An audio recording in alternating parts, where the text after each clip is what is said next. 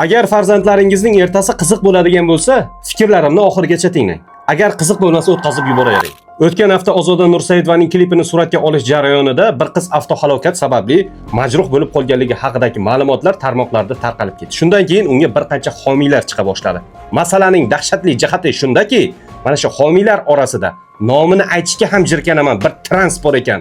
Bugun mana shu transning gaplarini ko'tarib, undan qahramon yasashga harakat qilishmoqchi. Aqli yetgan yetmagan uning videolarini tarqatib yotibdi. Ey, ko'zlaringni ochinglar, uning maqsadi aniq-ku. Bizning jamiyatda unaqalarga nisbatan toqatsizlik mavjud. Endi u o'zini qahramon ko'rsatib, odamlarning qalbiga kirib bormoqchi. Overton tuyniga degan tushuncha bor. Bu mana shunaqa iflosliklarni normallashtirishga aytiladi.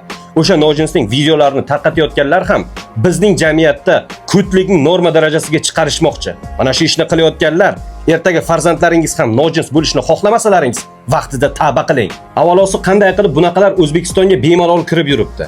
Uning pasportida erkak deb yozib qo'ygan. Vaholanki uning jismoniy parametrlari bunga javob bermaydi. Qanday qilib ular bizning vatanimizga kirishi mumkin? Agar ular O'zbekiston fuqarosi bo'ladigan bo'lsa, fuqarolikni bekor qilish kerak. Agar chet el fuqarosi bo'ladigan bo'lsa, butun umrga deport qilish kerak. Nima uchun mutasaddilar mana shunaqalarga chora ko'rmaydi? Yoki ular ham jamiyatning ko'tlashib ketishda manfaatdormi? Hurmatli vatandoshlar, vaziyat nihoyatda jiddiy. Ko'tlar soni kundan kunga ortib bormoqda.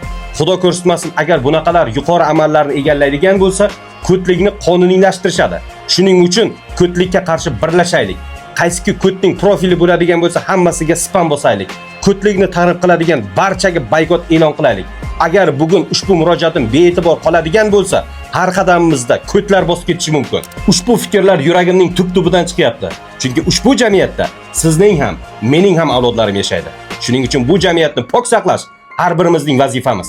Bee'tibor bo'lmaylik azizlarim.